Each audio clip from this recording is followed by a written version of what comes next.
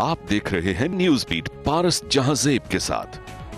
दहशतगर्दी की नई लहर, TORs का डेडलॉक, सियासी जमातों के नाराज अरकान, क्या नया ग्रेट गेम शुरू? ये हैं वो बीट्स जिन पे बात करेंगे अवामी मुस्लिम लीग के सरबरा शेख रशीद अहमद से।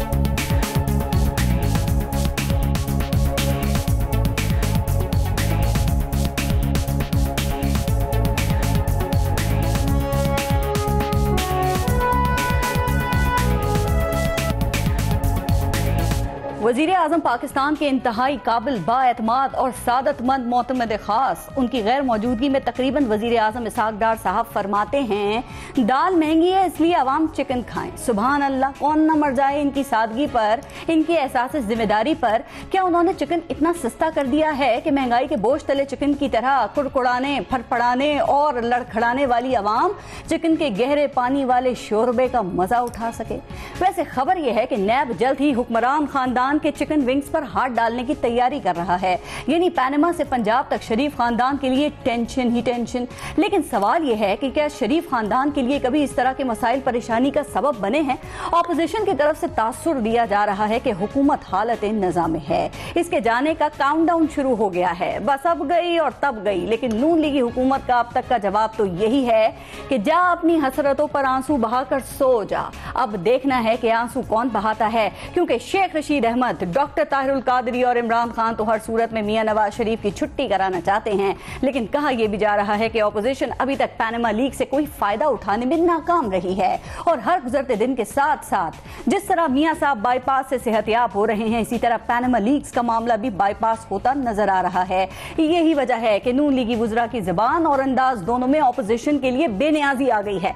कहा जा रहा है कि मियां साहब और ताकतवर वुज़रा की इस बेनियाजी से तो नून लीग के अपने अरकान भी तंग हैं, और इतने तंग हैं कि 84 अरकान का फॉरवर्ड ब्लॉक बनने जा रहा है।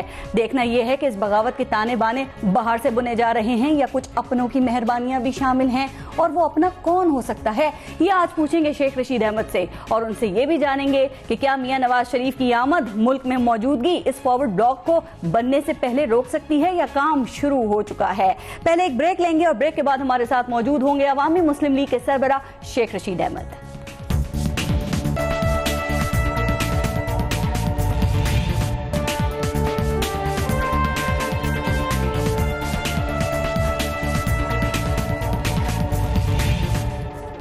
अस्सलाम वालेकुम शेख रशीद अहमद साहब, बहुत शुक्रिया आपने ज्वाइन किया प्रोग्राम में। शेख साहब, ये जो कराची में दहशतगर्दी की ताज़ा तरीन लहर शुरू हुई है, इसको आप क्या कहेंगे? चूंकि हमें तो ये बताया जा रहा था कि कराची ऑपरेशन कामयाब तरीन है, इतने दहशतगर्द पकड़े गए, इतने भत्ताखोर पकड़े गए, इतने टारगेट किलर्स पकड़े गए, तो ये सब क्या है? क्या आज कराची ऑपरेशन पर सवालिया निशान लग गया है सर? देखें, कराची में फ़ौज ने जो अजीम कुर्बानियाँ दी हैं उसको लेट डाउन करने के लिए और उसको ख़राब करने के लिए और लोगों के दिलों में ये तासर पैदा करने के लिए, और सारी दुनिया और कराची जान रखे कि अगर ये रेंजर्स भी ठीक नहीं कर सकते ना, तो 1980 वाली पुलिस तो इतनी करप्ट और डिसऑनेस्ट है, ये कराची को बेक खाएगी। और अनडिक्लेयर वार है, मुक्ति बानी जो हैं वो कराची में एक सिविल वॉर कर सकते हैं, खाना जंगी हो सकती है। और इस पे दुनिया की स्टडी है कि कराची में मुस्तकबिल में खाना जंगी हो सकती है। आपने मुक्ति बानी का जिक्र किया, कराची में मुक्ति बानी कौन है? जो भी है, मैं इसमें नहीं जाना चाहता सर, हैं तो बताएं। देखें, मेरा मतलब ये है कि जब तक कोई सामने ना आए खुल के, जब तक कोई पाकिस्तान का झंडा उठा के रखे, पाकिस्तानी हो, मुसलमान हो, और कहे कि मैं पाकिस्तान के लिए जीऊं और मरूंगा, उसको ना मारा जाए, उसको छाती से लगाया जाए। ठीक सर, लेकिन ऐसा नहीं लगता कि जैसे अचानक कोई स्विच ऑन हुआ है और दहशतगर्दी शुरू हो गई है, जराइम पेशा लोग जो हैं वो एक्टिव हो गए हैं? आप ये देखिए कि ये अमजद साबरी जैसा शख्स जब महफूज नहीं है, जब chief justice Sindh high court का बेटा महफूज नहीं है शेख साहब, तो क्या आप एक आम आदमी को यकीन दिला सकते हैं कि तुम महफूज हो? देखें, अमजद साबरी एक बड़ा आदमी था, कोई शक नहीं इसमें। और अभी कुछ दिन पहले उसने मेरे साथ तस्वीर खिंचवानी चाहिए, और उसके शौक में मैंने कहा साबरी साहब आप भी, मैं उसको अमजद ही कहता था, और जब भी मैंने बुलाया तो वो आए, तो मैंने कहा आप भी हिट लिस्ट पे हैं, मैं भी हिट लिस्ट पे हूँ, तो आप फेसबुक पे दे देंगे तो मसाइल पैदा करेंगे अपने लिए, मेरे लिए। और जब भी मुझे मिलते थे रोज़ा रसूल के अंदर की बातें पूछते थे।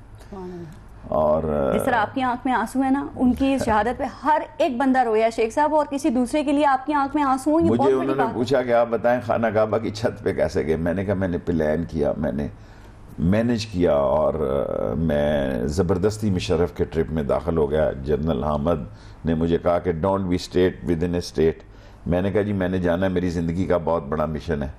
तो मैंने जनरल मिशन गेट पे थे खाना काबा के बैठे हुए खड़े हुए, वो तो सादा आदमी था, तो मैंने कहा जी ऊपर चढ़ना है खाने काबे से जो अंदर सीढ़ियाँ जाती हैं, जन्नत असल जो दरवाज़ा है जन्नत का। तो उन्होंने कहा किस तरह? मैंने कहा गवर्नर को बुलाओ। गवर्नर को बुलाया, गवर्नर ने कहा ये चाबियाँ जिस आदमी के पास है वो बहुत दूर रहता है, बहुत दूर रहता है। मैंने कहा हेलीकॉप्टर पे बुलाओ। हेलीकॉप्टर पे आया तो देर लगी, लोग इबादत में भी, तो आया तो उसके पास चाबियां लटकी हुई थी। तो एक तो काबा का दरवाज़ा होता है, इसमें तो सारी दुनिया चली जाती है जी। लेकिन खाना काबा के अंदर से जो सीढ़ियाँ छत पे जाती है ना, तो वो उन्होंने कहा जी कि 4 आदमियों से ज़्यादा नहीं जा सकते। मैं घबरा गया। मैंने कहा ज़ाहिर है जनरल आसिम बाजवा चढ़े जाएंगे और जनरल मुशर्रफ और एक और कोर कमांडर थे। मुशर्रफ ने सबसे पहले मुझे आगे किया, उसने कहा Shekhu go ahead, you did all this thing. तो अमजद ऐसा, मैं कहता था लियाकताबाद और लालू खेत मुझे बहुत अच्छे लगते हैं। कहते हैं अपना भावड़ा बाजार तो दिखाया नहीं मुझे आपने, अपनी जगह तो आपने दिखाई नहीं। मैंने कहा अच्छा अमजद साहब, जब भी मैंने उसको फोन किया मैं रोजे से हूँ, उसने कभी पैसों का तकाजा ही नहीं किया। जो पैसे उसे ऑफिशियली दिए उसने ले लिए। इतना बड़ा आदमी, वरना आज तो ऐसे ऐसे पैसों के लिए। तो जब इतना बड़ा आदमी महफूज नहीं है, वही मेरा सवाल था, एक आम आदमी कैसे महफूज होगा? और इस पूरी सूरत हाल में आप जानते हैं सिंध के एक सीनियर वजीर मंजूर वसान क्या कह रहे हैं? मजीद हालात खराब हो गए। फौज को भी फैसला कर लेना चाहिए, रोज रोज की चिख खत्म करे फौज। क्यों नहीं कर रही सर? हाँ खत्म करे रोज रोज की चिख। इस मुल्क ने जिंदा रहना है। क्या हम अपनी सिविल फोर्स बनाएं? क्या हम अपना सरफरोश बनाएं? क्या शेख रशीद लाल हवेली से कॉल दे कि सरफरोशों तैयार हो जाओ, हमने मुल्क को बचाना है? मुल्क तो डूब रहा है भाई। अच्छा, नवाज शरीफ 1 महीने से वहां बैठा है। कोई किसी को दर्द है कि ये मुल्क है यार? दुकान नहीं चलती जी। मेरे शहर में लाल हवेली के गिर्द जब बाबा कोई बीमार हो जाता है तो अगर बेटा ना हो तो पोता दुकान पे आ जाता है कि भाई दुकान चलने के लिए एतबार होना चाहिए ना सर। यहाँ कहा जाता है एतबार नहीं है, लेकिन मैं पहली वाली बात करूंगी। आपने कहा फौज को भी सोचना चाहिए। फौज क्या करे? ये कराची ऑपरेशन फौज फैसला करे कि पनामा लीक्स देखें। वो तो पनामा लीक्स TOR बनाएंगे नहीं सर। क्या फैसला करे? फौज पीछे हो जाए, फिर हमें करने दे जो कुछ करना है, फिर ना बीच में आए। कल देखें ईद के बाद मैंने इमरान खान को ये बात कही है।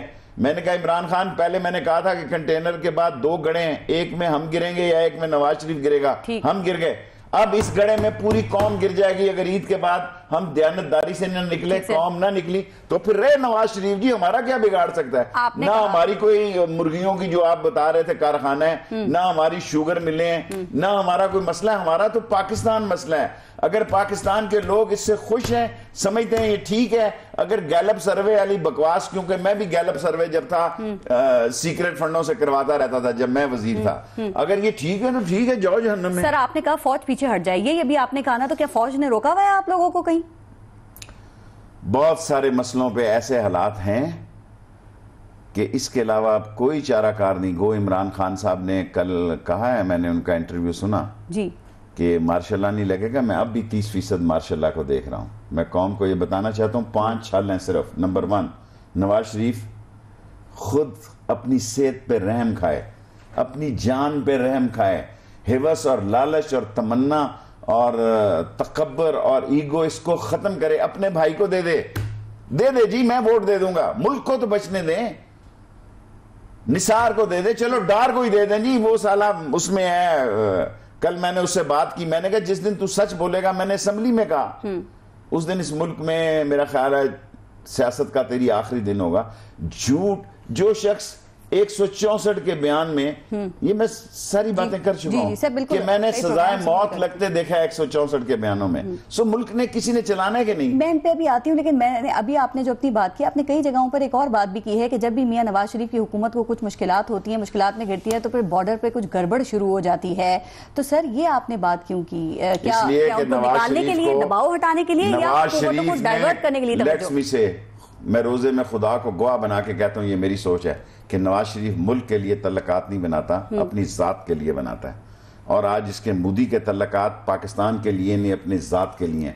वाजपेयी से इसके तल्लकात जब इसने बेटे को भेजा, जब खत लिखा मदद के लिए, किसी कौम ने पूछा तेरा बेटा, तू कहता है ये वाशिंगटन DC क्या फिर रहा था, और जो तुम्हारा फ्रंट मैन है शेख सईद, उसको भी नहीं पता, उसको भी।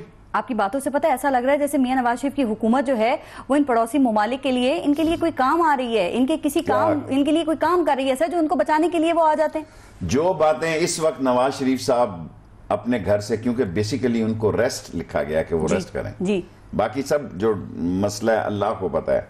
देखिए, मुझे तो हर आदमी एक नया बंदा ही मिलता है, कोई कुछ कहता है, कोई, मैं शहबाज शरीफ की बात पे यकीन करता हूं कि उसके 4 बाईपास हुए हैं जी, ठीक 4 बाईपास हुए हैं, और इस तरह अब 70 साल की उम्र में 4 बाईपास जो हैं इंसान के, क्या और इस तरह रेस्ट उसको लिखा है। ये हम क्या है जी, हम इंसान हैं, हमारे चैलेंजेस हैं, हमारे सैटेलाइट पे जा रहा है इंडिया, हमारे न्यूक्लियर सिविल वॉर की वो तैयारी में आ रहा है, हमारे वो पैट्रियट्स को रोकने के लिए, मिसाइल को रोकने के लिए इसराइल से टेक्नोलॉजी ले रहा है। अगर कल इस मुल्क में अमेरिकन थिंक टैंक ने कहा है कि ग्वादर पे पाकिस्तान और इंडिया की महदूद एटॉमिक वॉर हो सकती है, बगैर ग्वादर लिखे भी अमेरिकन थिंक टैंक ने कहा है कि पाकिस्तान इंडिया की महदूद। सर एक बात बताएं, हमारे यहाँ हर चीज का मलबा ये सीपैक पे क्यों डाला जाता है? दहशतगर्दी हो रही है सीपैक की वजह, सियासी अदम इस्तेकाम का शिकार हम हो रहे हैं, कोशिशें हो रही हैं, तो इसकी वजह भी सीपैक है। सियासत पे भी हम बात करें। इसकी वजह यह है कि बेशरम लोग ये कह रहे हैं कि हमें उधार सीपैक्स के लेने पड़ रहा है, हालांकि उधार ये अपनी जातों के लिए और मेट्रो के लिए और ऑरेंज के लिए ले रहे हैं। हम सीपैक के साथ हैं, पर कान और आंखें खोल के रखें, कान और आंखें खोल के रखें। हमने किसी को कुछ नहीं कहना, लेकिन अपनी आपकी तबाही भी गवारा नहीं करनी। हमने जो तबाही, जो सीपैक्स, मैं आप कौम को बता रहा हूं, सीपैक्स का काम कम पड़ गया है, कम। मैंने पार्लियामानी कहा कि दुनिया में मेरी खबर, अभी इन बेईमानों ने सीपैक पे काम करना छोड़ दिया है, उसकी रफ्तार बहुत कम है। मैं समा पे, न्यूज बीट पे, खुदा मेरा गुनाह माफ करे, मेरे चाइनीज से जाती तल्लुकात हैं, बड़े टॉप चाइनीज ने मुझे कहा कि शेख रशीद तू हमें समझाता था कि ये इस किस्म के लोग हैं, हमें यकीन नहीं आता था, क्योंकि हमें फौज ने गारंटी दी। कम से क्या मुराद है आपकी के काम कम? सुस्त रफ्तारी कह लें, पार्लियामानी ज़बान, बड़ा सेंसिटिव हालात हैं, इसलिए मैं ऐसा जुमला नहीं कहना चाहता कि कल किसी के भी गले पड़ जाए। क्यों, वजह क्या है? ये जवाब देने दो ना, आपके प्रोग्राम में आके देंगे। सीपैक की रफ्तार काम करने की बहुत सुस्त हो गई। वो आपकी किसी बात का जवाब ही नहीं देते सर, आप ही देना जवाब। आपके ख्याल में क्यों सुस्त हुआ है, आपको क्यों ऐसा लग रहा है, वजह इसकी क्या है? देखिए, एक कंफ्यूज बुज़दिल लीडर है जो कोई डिसीजन ही नहीं कर सकता। इस मुल्क में एक गैरतमंद बहादुर लीडर की जरूरत है। वो पेट पे पत्थर बांध ले। मैं कसम खाता हूं उस रब की जिसकी इज्जत, मेरी इज्जत जिसके हाथ में है, कि ये कौम पत्थर मान लेगी अगर लीडर जेन्युइन मिल गया। अच्छा, चाइना एतबार नहीं कर रहा हो, ऐसा तो कोई मसला नहीं है? नहीं, जाहिर है मुझे हाई, बहुत टॉप रैंकिंग से उनको खदशात हैं कि ये सीपैक पे स्पीड कम हुई है। तो सीपैक को बचाने के लिए और मुल्क को दहशतगर्दी मुल्क में नाकाम बनाने के लिए कोई इनके पास प्लान है सियासी हुकूमत के पास, या सिर्फ क्रेडिट ले लेंगे ये और बाकी काम पर दूसरों नहीं करना है सारा? इस हुकूमत के पास क्या प्लान है? हुकूमत चला रहा है वो फवाद हुसैन फवाद, इतना बड़ा प्लाजा बना रहा है मेरे शहर में, कोई पूछने वाले नहीं है। 18 ग्रेड से 22 ग्रेड में लगा दिए, बड़ी मुस्कुराहटों से मेरे साथ। एक तो मुझसे सारे दोस्ती करना चाहते हैं, बाबा मेरा तो काम कोई नहीं है, मैं तो मर गया। पहली दफा इसहाक डार ने मुझे कहा ला इलाहा इल्लल्लाह मोहम्मद रसूलुल्लाह के तेरा अस्पताल और तेरा कॉलेज इस दफा ना बना तो मैं छोड़ दूंगा इस हुकूमत को। मैंने कहा तू कभी भी नहीं छोड़ेगा, क्योंकि ये झूठों के इमाम है। वजारत के बगैर इनकी 2 ढेले की इनकी ना इमेज, ये काउंसलर नहीं बन सकते थे। ये मैंने कहा ना, सेनेट वाले मौज करते हैं, सेनेट से वजारतें मिलती हैं, मारे जाते हैं दूसरे लोग जनाजे पढ़ पढ़ के और लोगों की शादियां भुगता के। और तो नून वाले जो मुझसे लिफ्ट में जिस तरह मिलते हैं ना जी, मेरे हाथ चूमते हैं। सारी बातें मुस्लिम लीग नून वाले मेरी गर्दन पे बोसे देते हैं लिफ्ट में, 2-3 कहता है मुझे भी करने दे। अब शुरू हुआ है सब? हाँ, अभी शुरू हुआ है। सही बात, जब से आपने फॉरवर्ड ब्लॉक की बातें आगे करना शुरू की हैं जो नून लीग में बना है, मैंने सबसे पहले की। बिल्कुल आपने कहा, वही मैं बात आपसे सबसे पहले पाकिस्तान में मैंने कहा उस वक्त 40-45 से। लेकिन बदनसीबी है, वहां कोई लीड करे ना, जमहूरियत बच जाए। इमरान खान ने एक बार ठीक किया कि जमहूरियत को नवाज शरीफ की जात से खतरा है, जो मैं इजाफा कर रहा हूं मेरा उससे इख्तलाफ है। मैं मार्शाल्लाह लगता भी देखता हूं 30%, अगर 100% मुझे मार्क्स दें तो मैं उससे 30% इख्तलाफ रखता हूं कि जब कोई हल नहीं बनेगा, अगर एक इंटरिम गवर्नमेंट जो है उसमें लोगों के मामला डिफरेंट होंगे। मैं ये चाहता हूं फौज फ्रंट फुट पे ना आए, ठीक, मेरी ये ख्वाहिश है, मेरी ये दुआ है, और मैं काबे में जाकर भी यही दुआ मांगूंगा कि ये लोग पीछे रहे। लेकिन अगर इस मुल्क को बचाना, इस प्रॉब्लम ये है ना, बंदे भी ना याद है। यहाँ जेड़ा पुट्टो, हमारे वहां रेडी वाले नारे लगाते हैं ना, जेड़ा कपो वही लाल, माल्टे वाला कहता है कि जेड़ा कपो वही लाल, जिस पे हाथ डालते हैं करप्ट निकलता है। आप आगे आ जाए ना, आपको भी तो पीर समझते हैं। अल्लाह को पता है कौन आगे आ रहा है और कौन नहीं आ रहा है। इस देखें हमने ऐसे ऐसे प्राइम मिनिस्टर लिए हैं। वो क्या था, बेरूत के चाय खाने में बैठ रहा था मोइन कुरैशी, सरताज अजीज ने कहा सर मेरी कमर का नाप और आपकी कमर का नाप तो एक ही है, खुदा की कसम रोते हुए। और मैंने कहा ये कोई लेडी प्राइम मिनिस्टर तो नहीं आ रही। मैं फटाफट गया, अल्लाह जनरल नसीब करे, जनरल मजीद मलक, मैं कोई एक ही हो रहा है, कमर एक दूजे दिन नाप 14 और 16 इंच की कमरे मापी जा रही हैं, ये क्या मसला है। उसने कहा मोइन कुरैशी आ रहा है, वो बैरूत में बैठा है एक नीचे स्विमिंग पूल के ऊपर, काफी शौकत अजीज पैराशूट से 2 नंबर के लोग, मिरासी लोग, सारे मिरासी इस मुल्क में, गैरतमंद आदमी इस मुल्क में। मैं पूछना चाहता हूं जिस शख्स को 3 दफा अवाम ने या खुदा ने प्राइम मिनिस्टर बनाया, 6 दफा चीफ मिनिस्टर बनाया, खल्ला है तुम पे, कौम को कुछ दिया आपने? सर आप कहते हैं उनके पास कोई प्लान नहीं है, जरा आप ये बताएं ना कि अब TORs पे डेडलॉक हो गया है और कमेटी ने बाइकआउट कर दिया, आप लोगों के पास क्या प्लान है? प्लान क्या है, ANP भाग जाएगी क्योंकि उसका भाई पर आ गया उस केस में, उसका वो आ गया, हैदर आ गया, 38 करोड़ रुपए जमा करा रहे हैं। ऐसी बुलेट प्रूफ जैकेटें ली हैं जिसमें से छरा भी नहीं गुजरता। ANP ने कह दिया रोड पे नहीं आएंगे हम। ANP ने पैसे जमा कराने का फैसला कर लिया नैब में। सर जितने केस ANP पे हैं पाकिस्तान की तारीख में, 38 करोड़ रुपए क्या चीज है जी, 2 अरब की ये ANP का बता दिया आपने। पीपल्स पार्टी से आपको और आपके दोस्त इमरान खान को जो तवक्कात हैं वो पूरी होंगी, अगर उन्हें कहीं बीच में जमहूरियत खतरे में नजर आ गई तो? मैं आसिफ जरदारी की बात नहीं करता, मुझे पूरा यकीन है कि बिलावल एक नई सियासत करने जा रहा है। मेरी सियासी सोच है जो आसिफ जरदारी से हट कर होगी, अगर वो नहीं कर रहा तो फिर गर्क हो रहा है सियासी तौर पर। ठीक, अच्छा सर ये बात मैंने शहजादा वैसे ही नहीं कहा उसे, मैं पागल नहीं हूं। लोग समझते हैं कि मैंने बिल्लो रानी से शहजादा क्यों कह दिया, अभी एक दफा आए हैं, दूसरे मैंने कहा ठहर जाओ, आपका एटीट्यूड पता लग जाए। सर इमरान खान जाएंगे अपने बच्चों के साथ ईद गुजारने, वापस आएंगे। कल मैंने इमरान खान को कहा कि we must announce the date और प्रोटेस्ट आलमगीर होनी चाहिए। ये प्रोटेस्ट जो आलमगीर होगी इस पे मैं बात करती हूँ, लेकिन एक जरा अपनी नाकामी का भी एतराफ कर लेना सर। जब आपको ये बात पता थी तो ये आप TORs में हुकूमत से क्या मनवाने के लिए बैठे थे? पता था ना कि ये इस बात को मानेंगे ही नहीं सर, फिर क्यों बैठे? मुझे तो पता था, मैं तो नहीं आया। देखें इस मुल्क में खुर्शीद शाह की अपनी सियासत है 50-50 की। कौन का वक्त जाया किया सर आप लोगों ने? इधर एतजाज अहसन की और सियासत है, आसिफ जरदारी की और सियासत है, बिलावल की और सियासत है। अब जिस जमगट्टे में फेंक गए हैं, या तो खुदा बासकत मैं सोचता हूं कि मैंने बड़ा बुरा किया, मैंने दौलत लूटी हुई इकट्ठी नहीं की, मैं इनसे बहुत बड़ा लीडर था।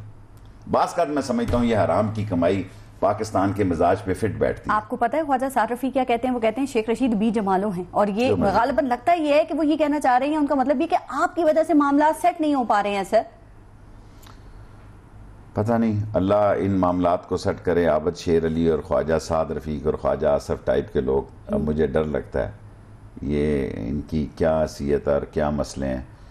क्या हमें खुदा ने पाकिस्तान को सज़ा के लिए मुंतखब कर लिया है? हम 20 करोड़ लोगों में कोई भी ऐसा नहीं है जिसकी दुआ कबूल हो और पाकिस्तान में इस्तेकाम आए, इज्जत आए, कोई पासदारी आए। सर वो कहते हैं अगर आप उन्हें गिराने की कोशिश करेंगे ना तो फिर कोई किसी की भी बारी नहीं आएगी। तो इनके इस एतमाद की वजह क्या है? वो तो वफाकी वज़ीर आपको कह रहे हैं आओ करो एहतजाज, करो एहतजाज। ना है, मेरा मास्टर शाह था, क्यों है मास्टर शाह था स्कूल में 6 हज़ार का, मुझे कह रहा था शेख रशीद कहत में लीडर पैदा होता है, शायद इस मुकद्दर इस मुल्क में नया लीडर पैदा होने जा रहा है कोई। मेरा तीसरी जमात में आज भी मैं भूला, उसका ख्याल था कि मैं तीसरी जमात में उसने गैस किया था कि मैं कुछ ना कुछ काउंसलर बन जाऊंगा, वो भी मैं बना काउंसलर ही। तो उसने तीसरी जमात में शाह मास्टर ने मुझे कहा शेख रशीद, मैंने ये बात शबीर शाह साहब से की, खाकसार पाकिस्तान टाइमल, उन्होंने कहा बिल ठीक है।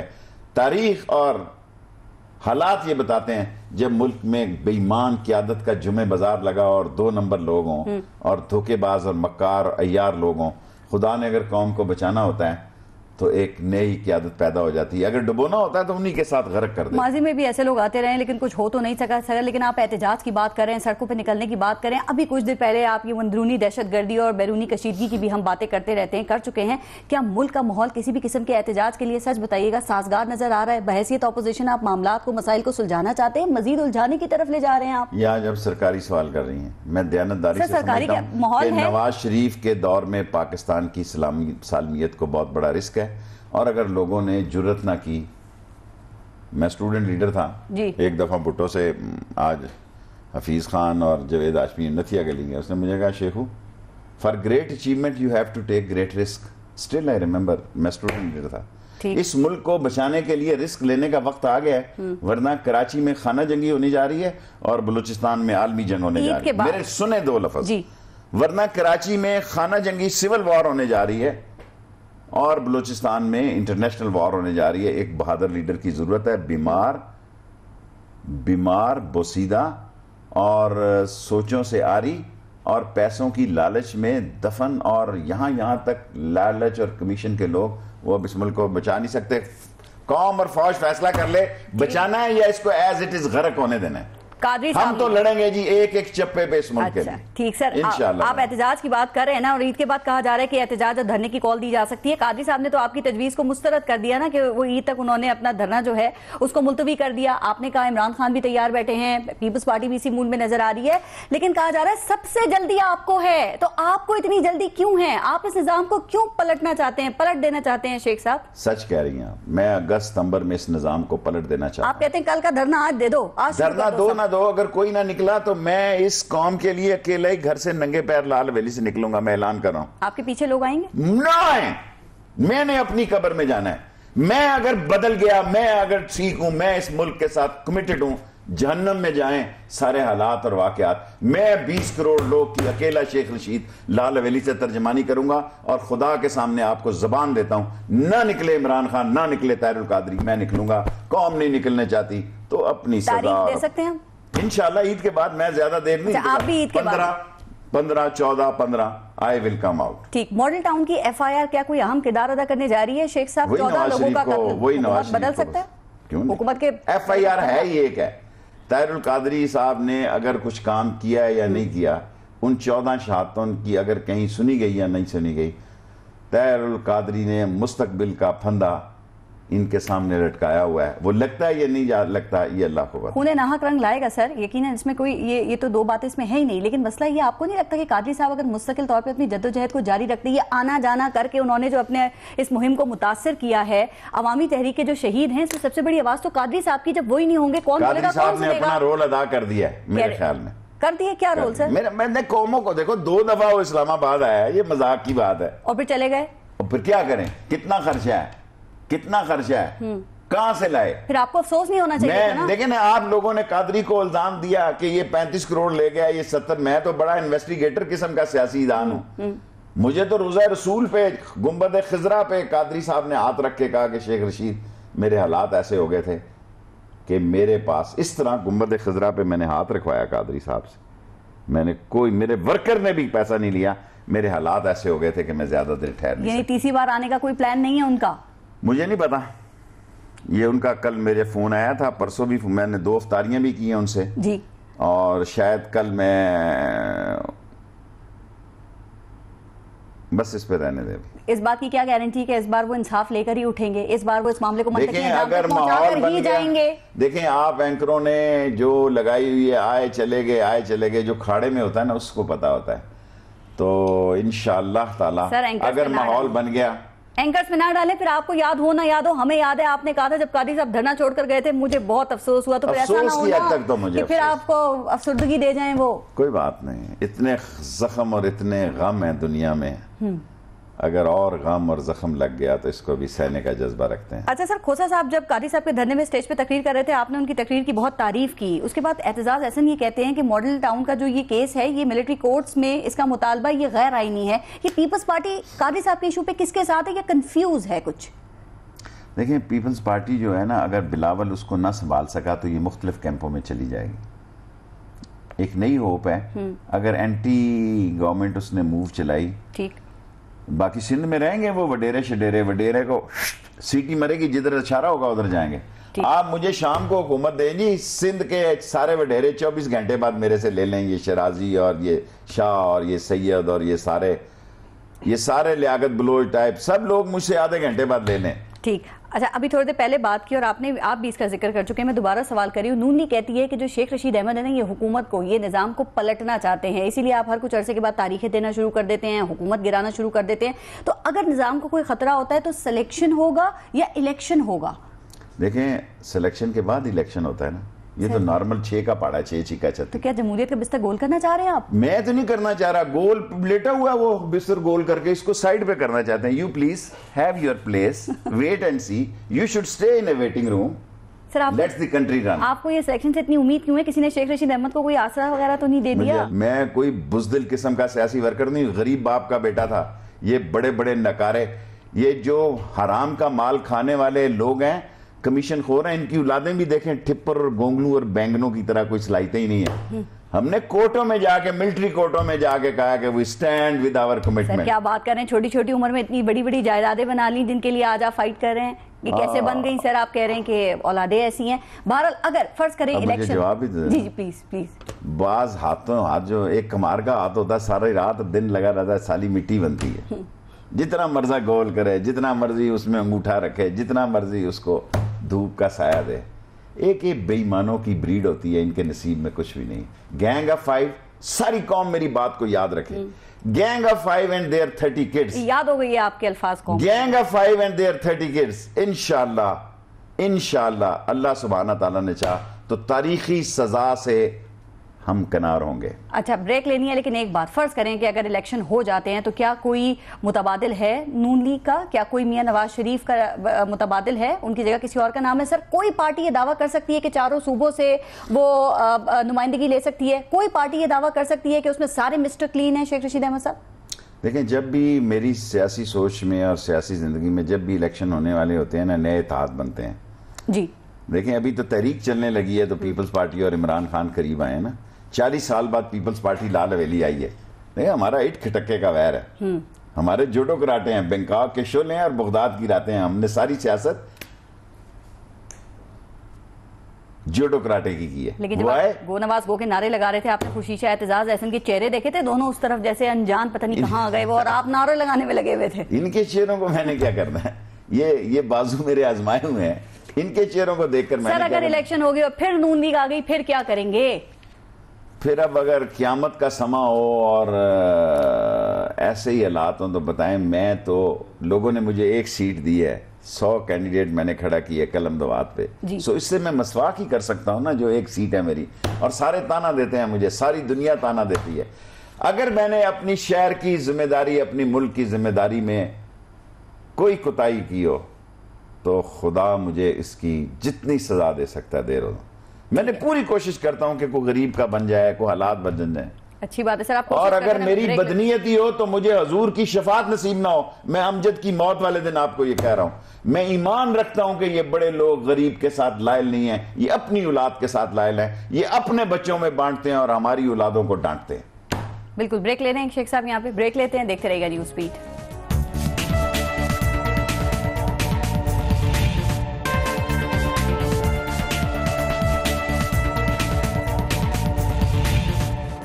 अच्छा शेख साहब, पहले अभी हम बात कर रहे थे, आपने इसहाक डार साहब का काफी जिक्र किया, तो ये इसहाक डार साहब के खिलाफ जो बगावत हुई है, जो इनसे नाराज लोग हैं, क्या वो मियां नवाज शरीफ से भी नाराज हैं, उनके भी बागी हैं, या ये बात सिर्फ इसहाक डार के लिए है? देखें, ये जो MNAs होते हैं बड़ी समझदार होते हैं। ये जो 360 काबे में बुत थे ना जी, तो सबकी गर्दनें उतार के ना कुल्हाड़ा जो है बड़े के गर्दन में डाल दिया, बिल्कुल, ताकि लोगों को पता लगे सब कुछ इसकी मौजूदगी में हुआ। सर, इनके कहने पे हुई कुछ नहीं रहा। आप यकीन करें, इसहाक डार भी एक साइक्लोस्टाइल मशीन है। हराम है इनके कहने पे। ये 2 करोड़ रुपया जारी नहीं कर सका, इसने मुझे ऐड दिया कि मैं एक कॉलेज का मेरे पैसे पढ़े। जो शख्स सैलाब पे अरबों रुपए दे सकते हैं, जो नवाज शरीफ की अप्रूवल के बगैर, इनमें कोई दमखमी नहीं है कि कोई आदमी 1 इंच आगे। और मैंने कभी सोचा भी नहीं था कि इतना थका हुआ और गया गुजरा नवाज शरीफ बन जाएगा। मैं तो हैरान हूं, खुदा की कसम, उसकी ज़हनी कफियत पे हायल हूं कि सारे इख्तियारात उसने, यानी बिल्कुल बादशाहत के मूड में। तो फिर ठीक है, मंदिरों घंटियां बजाओ, मस्जिदों अजान दो, मैं नवाज शरीफ आ गया हूं, मेरे से जमहूरियत है। नवाज शरीफ ना हो तो जमहूरियत खत्म हो जाएगी। नवाज शरीफ की सेहत खतरे में तो 20 करोड़ लोगों की सेहत खतरे में। यार, ये सारे कब्रिस्तान जो आबाद हुए हैं यही कहते थे, हम नहीं हुए तो दुकान कौन चलाएगा, कारखाना कौन, सबसे अच्छे चले हैं पहले से। सर, इस बगावत में आपके दोस्त चौधरी निसार अली खान, उनका क्या किरदार है? चूंकि कहा जा रहा है वो भाई आज आपके प्रोग्राम में कहूं, मैं मायूस होता जा रहा हूं चौधरी निसार से। इतने मशवरे आप देते हैं लेकिन वो लगता है कान नहीं धरते। सुनता है, हंसता है, आगे हंसता है सिर्फ। हंसने से क्या होता इस है? बगावत जिस में मुल्क की असम्बली में ये मजाक हो रहा हो कि घड़ी ले ले घड़ी दे दे 10 करोड़, लानत है ऐसी सोचों पे जो इस किस्म की सोचों से मजाक कर रहा है। और कौम पे जो गुजर रही है, ये कह रहे हैं जी हमने खाद दे दी। क्या खाद मिलनी है किसी को? मैंने कहा क्या आपने बिजली सस्ती कर सकते हैं? 300 मेगावाट कुल बिजली पैदा हुई है 3 सालों में, लेकिन ये खुद मानते हुई है। लेकिन अगर कौम समझती है कि उनको ये सारे मामलात के मियां नवाज शरीफ साहब के पाकिस्तान आने के बाद ठीक हो जाएंगे? जो नून लीगी अब बोल रहे हैं, जिनमें कुछ हिम्मत आई है, जिन्होंने हिम्मत की है, वो चुप हो जाएंगे या बात निकली है तो दूर तक जाएगी? अभी मैं अब्बास शबीर का आपका बयान देख के आ रहा हूं, उसने कहा आ ही नहीं रहा वो पूरा टाइम गुजार देगा ताकि वहीं से अक्टूबर का महीना अहम है। 8 अक्टूबर जॉइंट चीफ ऑफ स्टाफ की रिटायरमेंट है। और डार साहब ने कहा है खुर्शीद शाह साहब को, मैंने तो आपके नुमाइंदे की खबर सुनी। जी। सो 8 अक्टूबर को जॉइंट चीफ ऑफ स्टाफ की रिटायरमेंट है। नवंबर को जो है वो आर्मी चीफ की है। ये कोशिश करेगा कि एक ही शॉट में, अल्लाह करेगा वो वक्त नहीं आएगा। इलेक्शन कमीशन की जो भी मीटिंग हो रही थी ना, उसमें ये बात की गई है सर। लेकिन बहरहाल मियां साहब अपने इलाज के लिए बाहर हैं। परवेज रशीद कह रहे हैं कि अवाम के साथ ईद मनाएंगे। परवेज रशीद ने तो 11 बजे कह दिया ऑपरेशन कामयाब हो गया। परवेज रशीद कह रहा है वो आ रहे हैं, आपका नुमाइंदा कह रहा है मैं समझता हूं उसने कहा कि वो नहीं। अब मुझे बताएं, परवेज रशीद का 11 बजे देखें उसने कहा ऑपरेशन कामयाब हो गया। 1:30 बजे मरियम साहबा ने कहा कि अब ऑपरेशन थिएटर में 1 बजे दाखिल हो गए। परवेज रशीद ने कहा कि जनाब अली के वो आ रहे हैं, ईद यहीं करेंगे, ठीक अवाम के साथ। आज आपने कहा कि वो ईद शीद छोड़ो परे, वो अब नहीं आ रहे, जाओ कर लो जो। देखिए एक जलावतन वजीर आजम, एक जलावतन हुकूमत, उसको कौन प्रोटोकॉल? कोई उसको कैमरून मिलने गया जी, उसको करजई मिलने गया और करजई के जरिए उसने पैगाम भेजा है इंडिया को। Karzai is a bubble of India, Karzai is a agent of India, Karzai is a top enemy of Pakistan. Karzai जो है जो बलूचिस्तान में सारी मस्ती कर रहा है, करजई को मिलने के बड़ी फोटो खिंचवाने का आपको बड़ा शौक है। आप किसको मैसेज दे रहे हैं जी? आप किसको मैसेज दे रहे हैं ऑपरेशन से पहले मोदी को करने का? याद रखना ये सियासी लोग नहीं है, ये फौज जो है, मैं आपको बता दूं ना, मेरा ख्याल है कि ये इतने वियनरी होके फैसला कर सकेंगे। ये महदूद सी सोच के लोग हैं। मैं अपना तजर्बा अपनी मुलाकातों का बता रहा हूं। ये किलर हैं, ये कोई 3 दफा शुआल से आया, कोई 2 दफा शमाली वजीरिस्तान से आया, कोई उधर से आया। पाकिस्तान की तारीख में मौजूदा फौज वो वाहिद फौज है जो 12 साल से 4 हार्ड ऑपरेशन कर रही है। बिल्कुल ठीक है। इस मुल्क की तारीख में ऐसी फौजी रहे हैं जो सारी जिंदगी में एक ऑपरेशन भी नहीं किया। ज़ियाउल हक इस मुल्क का सरबराह बना है, वो किसी जंग में ही शामिल नहीं था। अच्छा सर, सिवाय जॉर्डन में थोड़ी सी उसने हवाई फायरिंग की, ठीक, वो भी फलस्तीनियों पर की थी जो। सर ये बताइए कि वो मौलाना फजल रहमान साहब कहाँ हैं आजकल? और इससे भी अहम बात ये कि वो इस वक्त नून लीग के साथ क्यों खड़े हैं? चूंकि कहा जाता है वो तो डूबती कश्ती में सवार ही नहीं होते, गायब हैं आजकल, कुछ कहाँ है वो? मौलाना फजल रहमान ने इस्लाम को भी बदनाम किया और अपने आप के नाम को भी रुसवा किया है। और उनकी तारीख यही रही है कि जब उनके वोट की कीमत होती है वो बिकते हैं। अयूब खान के दौर में भी यही किया था उन्होंने। अब मैं तारीख में जाना नहीं चाहता, लेकिन एक बात ज़रूर कहना चाहता हूँ। मुझे एक बहुत बड़े ज़िम्मेदार आदमी ने कहा कि मौलाना साहब ने मुझे कहा कि ना जनरल रिजवान मुझे टाइम देता है, ना राहिल शरीफ टाइम देता है, तो मैं तो फिर नवाज शरीफ के पास जाएगा। वो एक बटेरा अपने हाथ में रखना चाहता है, या फौजी बटेरा हो या सिविलियन बटेरा हो। उसने कहा सिविलियन बटेरा पार एयरपोर्ट फलां ये ऐसा तो नहीं कि नून लीग की कश्ती की मजबूती पर उन्हें यकीन हो, आप चाहे कोई भी बातें कर लें। देखें, मैंने उसको हाथ मिलाते देखा जिस दिन फर्स्ट डे था पार्लियामेंट का। नवाज शरीफ को मुझसे ज्यादा कोई नहीं जानता, कोई नहीं समझता जी, ठीक है। जिस तरीके से नवाज शरीफ ने उसके साथ हाथ मिलाया ना, तो मैंने जो उसको जुमला बोला था ना, मैं ऑन एयर नहीं कहना चाहता फजल रहमान, उस वक्त हम सीटें तकसीम नहीं हुई थी। कहा यह जा रहा है कि पाकिस्तान और अमेरिका के जो ताल्लुकात में तनाव है, इसकी वजह एक साबिक सफीर हुसैन हक्कानी है। और ये बात सरताज अजीज ने की है कि वो पाकिस्तान के खिलाफ लॉबिंग में मसरूफ है। मैं ये बात आपसे जानना चाह रही हूँ, क्या हुसैन हक्कानी इतना अहम और कारामद शख्स है कि वो पाकिस्तान अमेरिका के ताल्लुकात खराब कर सके, या फिर सरताज अजीज साहब अपनी कमजोरियों को ये हुसैन हक्कानी के पीछे छुपाने की कोशिश करें? मैं आपसे इत्तेफाक करता हूँ, वो गद्दार वतन है और वो पाकिस्तान का नहायत डर्टी गटर है। जो ये एम्बेसडर क्या नाम है इसका, हुसैन हक्कानी, और उसका एक भाई भी फौज में था, गलती से मेजर रिटायर हुआ। और वो जिस तरह अमेरिका की जेब की रात की घड़ी वो नुकसान नहीं पहुंचा सकता इंशाअल्लाह ताला। सरताज अजीज ने उसको ज्यादा हवा भर दी है उसमें, ज्यादा हवा भर दी है। हमें अपनी पॉलिसियों पर भी नजर रखनी चाहिए। देखिए इस मुल्क में क्या हाल है, इसका क्या हाल है इस मुल्क का, कि कोई जो अगर मुल्क बिलावल ने जो बात बड़ी सख्त कह दी, जिस मुल्क का वजीर आजम एक महीने मुल्क में ना हो और अगर वो मुल्क चल रहा है तो अगर 1 साल तक ना हो तो क्या ये गाजर मूलियां इंटरनेट पे चल रहा है, पैगाम आ गया, आज ला श्रीलंका से आ गया, आज डम्पीर से आ गया, आज फलाना से इंटरनेट पे हुक्म आ गया, कौम सुबह उठ के। नवंबर में राहील शरीफ साहब जा रहे हैं, यानी रिटायर हो रहे हैं, क्या वाकई जा रहे हैं शेख रशीद? अभी मेरा दिल नहीं मान रहा। नहीं जा रहे? मेरा दिल नहीं मान रहा। तो नहीं जा रहे ना, इसका मतलब मुझे अपने जुमले की गुंजाइश रखे ना, क्योंकि फिर आपने सारे, अगर वो चले गए तो आप सारे कहेंगे मेरा दिल नहीं मान रहा। मैं जुलाई अगस्त नंबर कह रहा हूं, जुलाई तो वैसे ही मैंने कह दिया आपके सामने। अगस्त नंबर को पाकिस्तान की सियासत में अहम महीने देख रहा हूं और रोजे में मेरा दिल बोल रहा है इंशाल्लाह 2016 में नवाज शरीफ की हुकूमत से निजात मिल जाएगी। अगर ना मिली तो ये हम मेरे गुनाहों की सजा होगी। बहुत शुक्रिया शेख रशीद अहमद साहब, अवामी मुस्लिम लीग के सरबराह प्रोग्राम में आज हमारे साथ मौजूद थे। अपना अपने मुल्क का ख्याल रखिएगा। फारिस नाज़िर को इजाजत दीजिए, अल्लाह ने के बाद।